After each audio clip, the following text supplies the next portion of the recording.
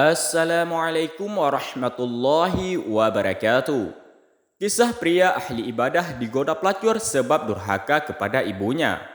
Dahulu di zaman Bani Israel ada seorang pria ahli ibadah. Ia terkenal seorang yang soleh karena gemar melakukan ibadah. Nama pria ahli ibadah itu adalah Juraij. Awalnya ia berprofesi menekuni bisnis dagangnya, lalu ia memutuskan berhenti sebagai pedagang. Ia merasa lebih suka beribadah kepada Allah daripada menyibukkan diri dengan urusan duniawi yang fana.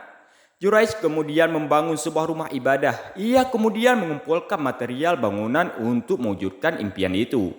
Setelah semua sudah tersedia, ia kemudian membangun rumah ibadah itu.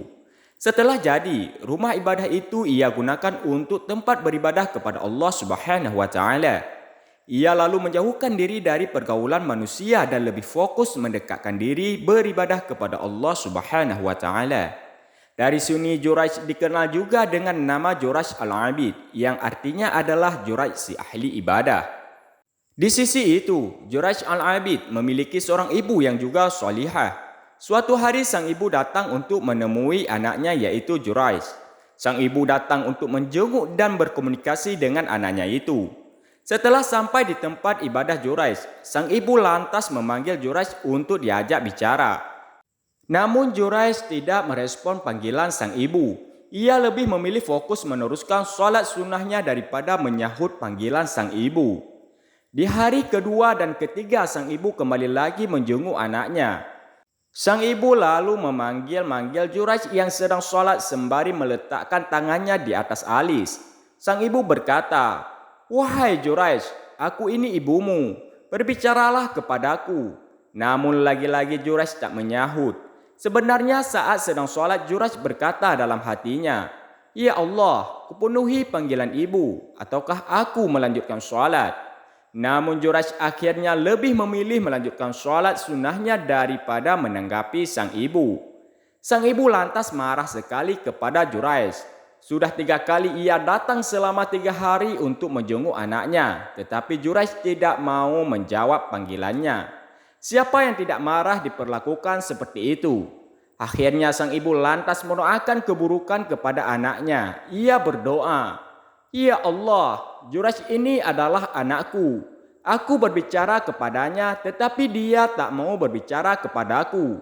Ya Allah, janganlah engkau mematikannya sebelum engkau memperlihatkan wanita-wanita pelacur kepadanya." Allah Subhanahu wa taala lalu mengabulkan doa sang ibu. Suatu hari ada seorang wanita pelacur cantik yang tidak suka dengan Juraij. Pasalnya Juraij banyak menjadi perbincangan orang-orang Bani Israel karena ketakwaan dan kesolehannya. Si pelacur lalu mencoba menggoda Juraij untuk memfitnah dan menghancurkan nama baiknya. Namun saat Juraij digoda oleh wanita pelacur, ia tak menoleh sama sekali ke arah si pelacur apalagi tergoda. Juraij tetap fokus sholat seakan tak melihat wanita pelacur. Godaan wanita pelacur akhirnya gagal, namun ia tak putus asa. Ia lalu merencanakan perbuatan busuk untuk memfitnah Juraij. Ia lalu menghampiri pria pengembala kambing yang biasa tidur di biara Juraij. Ia lalu menyerahkan tubuhnya kepada pria pengembala itu. Alhasil, malam-malam pria pengembala kambing itu lalu menyetubuhi si wanita pelacur. Dari hubungan gelap inilah yang akhirnya membawa wanita pelacur hamil. Setelah si wanita pelacur melahirkan, ia lalu mengatakan kepada orang-orang jikalau anak yang ia lahirkan adalah hasil hubungan gelap dengan Juraij.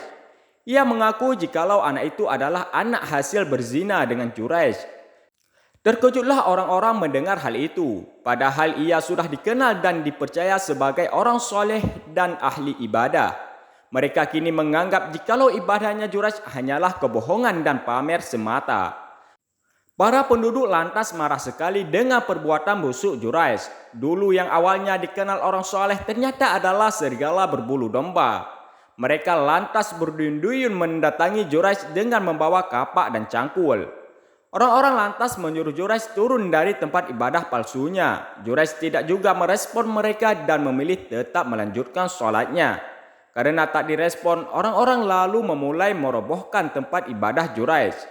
Ketika Juraij mendapati tempat ibadahnya dihancurkan penduduk, barulah ia mau turun dari peribadatannya. Namun malang, saat sudah turun ia malah diteriaki dan dipukuli orang-orang. Mendapati tindakan sewenang-wenang, Juraij lantas bertanya, "Kenapa kalian?" Orang-orang menjawab, "Kamu telah berzina dengan si wanita pelacur ini, hingga dia melahirkan anak darimu." Juraij bertanya, "Mana bayi itu?" Mereka lalu memperlihatkan bayi itu. Juraij berkata, "Biarkanlah aku sholat dulu." Setelah berwudu hingga selesai sholat, Juraij lalu mendekati bayi itu lalu mencocok perut bayi dengan jarinya dan berkata, "Hai nak, siapa sebenarnya bapakmu?"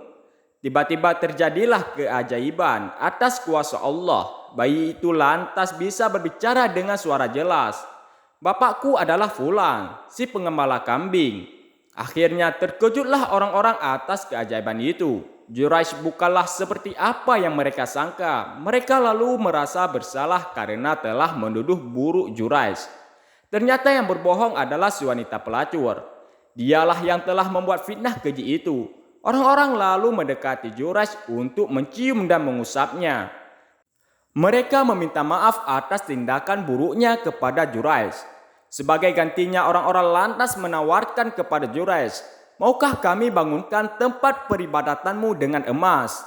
Namun Juraij menolak dengan berkata, "Tidak usah, kembalikan saja biara itu dari tanah seperti semula." Orang-orang lalu bersama-sama membangunkan kembali tempat ibadah Juraij. Mereka lalu mengumpulkan material dan memulai mendirikan bangunan biara Juraij. Mereka membangun biara dengan berbahan tanah. Setelah bangunan jadi, Juraij lalu kembali masuk ke peribadatannya untuk beribadah kembali kepada Allah Subhanahu wa Ta'ala. Inilah kisah dampak kutukan dari doa sang ibu karena si anak berani durhaka dan membuatnya marah.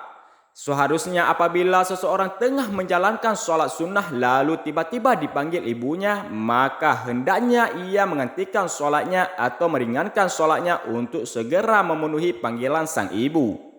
Karena memenuhi panggilan sang ibu itu lebih utama daripada sholat nafilah atau sholat sunnah.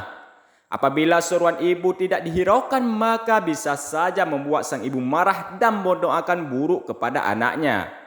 Alhasil doa ibu pasti mustajabah dan mudah dikabulkan oleh Allah Subhanahu wa Ta'ala seperti kisah Juraij di atas. Namun meskipun Juraij mendapat kutukan doa dari ibunya karena durhaka, ia akhirnya diselamatkan Allah dari fitnah karena kesolehan dan ketakwaannya kepada Allah Subhanahu wa Ta'ala. Bahkan Allah menunjukkan kuasanya dengan membuat bayi hasil zina dapat berbicara. Dari kisah ini kita bisa mengambil pelajaran yang cukup besar mengenai bahaya durhaka, memfitnah kesolehan dan ketakwaan, bahaya fitnah dan pentingnya klarifikasi. Semoga kisah ini bermanfaat. Wallahu a'lam bishawab.